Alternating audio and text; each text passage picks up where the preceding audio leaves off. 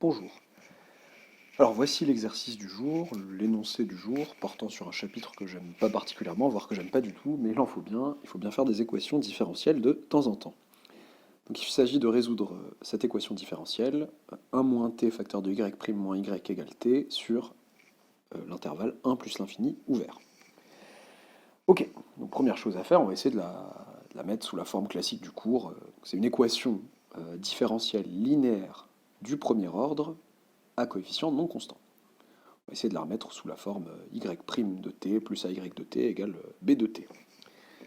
Bien, sur 1 plus l'infini, je me lance comme ça dans l'exercice sans dire que vous avez, je pense, une bonne... Vous pouvez vous donner 10 à 15 minutes avant de corriger. Il faut que je mette un peu plus d'entrain dans la voie, même si c'est des équatifs.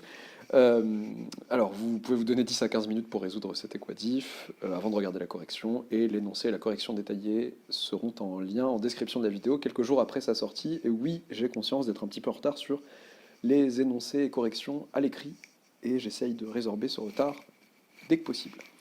Alors, sur 1 plus l'infini, E est équivalente à eh bien, y' moins 1 sur 1 moins t y égale t sur 1 moins t. Sur 1 plus l'infini, 1 moins t ne s'annulant pas, on peut écrire ça.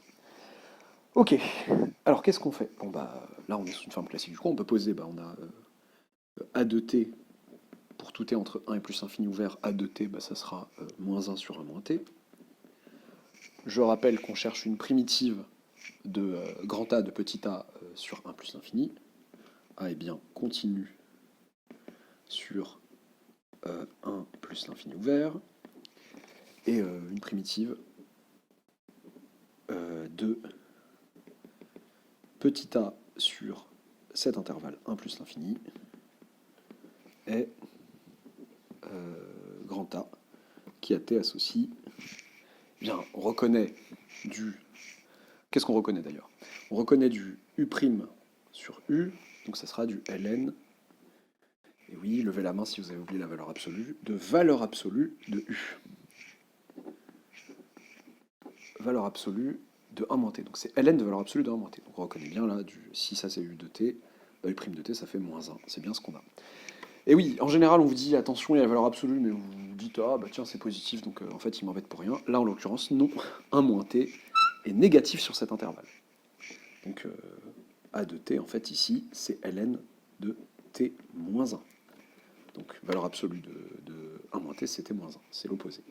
Quel que soit t appartenant à 1 plus infini, quel que soit t strictement plus grand que 1.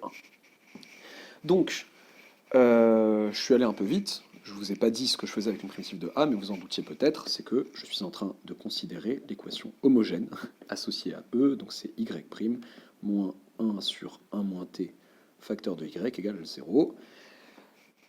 Donc, la solution générale de l'équation homogène associée est, toujours sur 1 plus l'infini, précisé, est bien, de la forme YH, donc, qui a t associe. Et donc, on a dit, que nous donne le cours, nous dit C, je ne sais pas comment vous notez votre constante, je vais noter C ici, c'est exponentielle de moins A de t, avec C appartenant à R. C'est-à-dire, C exponentielle de moins A de t, ça veut dire quoi?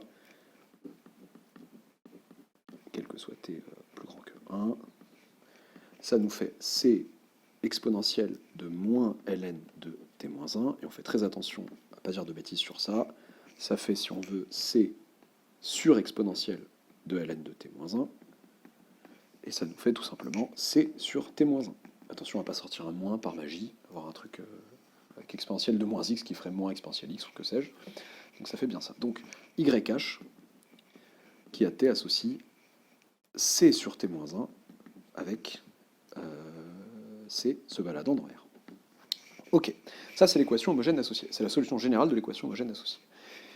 Il me faut maintenant une solution particulière de l'équation E. Alors l'équation E, il faut se rappeler que c'est cette équation différentielle, mais c'est aussi ça, à la base. Ça va peut-être me donner une idée de la forme d'une solution particulière, sous quelle forme en fait chercher une solution particulière. On pourrait se dire, ok, on attaque ça, variation de la constante, machin, bon, c'est possible, mais ça peut être bien de se dire, attends, est-ce que j'ai pas une solution comme ça, qui me semble évidente, à laquelle je peux penser? Sous quelle forme chercher y? Une solution particulière. Moi je vois que le second membre c'est un polynôme de degré 1, une fonction affine, une fonction linéaire même en particulier. Là je vois du 1 moins t, y' moins y égale t. Ça me donne envie de chercher yp. On cherche une solution particulière yp de E avec yp un polynôme de degré 1 en fait, une fonction polynomiale de degré 1, savoir une fonction affine, avec yp affine. Oui, de telle sorte que, bon, ça fera une constante, ça fera un truc de degré 1, bon, ça me donnera un truc de degré 1 au final, qui devra donner un truc de degré 1, donc peut-être, qu'en choisissant bien les coefficients de cette fonction affine, je peux trouver une solution particulière. Donc, autrement dit, on cherche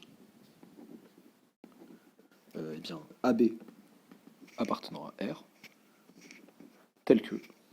Alors, est-ce que j'ai bien fait? Non, parce que A c'est ma fonction, super, je hais les équatifs, CD appartenant à R, tel que, eh bien, quel que soit t strictement plus grand que 1 moins t, donc y', donc si yp c'est, si je cherche yp sous la forme, donc je veux yp de t égale ct plus d, donc yp' de t ça serait c, donc 1 moins t fois c, moins ct plus d, on veut que ça ce soit égal à t.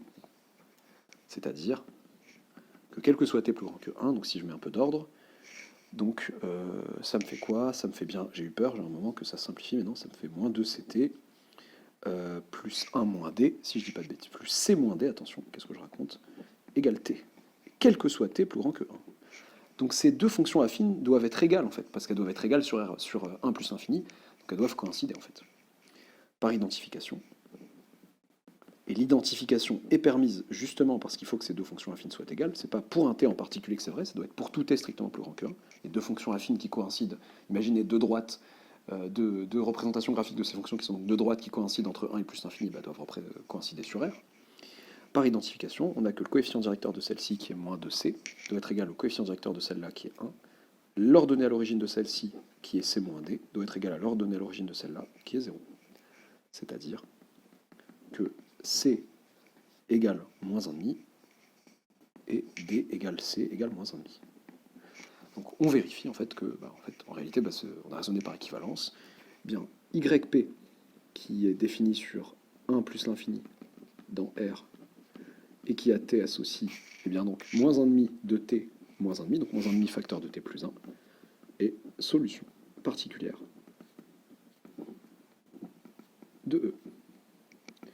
Ok, et le cours nous dit que la solution générale de E, l'ensemble des solutions de E, c'est l'ensemble des fonctions qui s'écrivent comme étant une solution de l'équation homogène associée, plus la solution particulière qu'on a trouvée.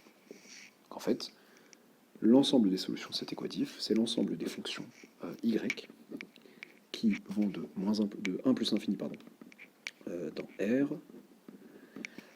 et qui à t associe, eh bien, c sur t moins 1, moins 1,5 facteur de t plus 1, avec c qui se balade dans R. C'est l'ensemble de ces fonctions-là. Voilà, voilà, donc pas de variation de la constante aujourd'hui, peut-être une autre fois. À bientôt pour une nouvelle vidéo.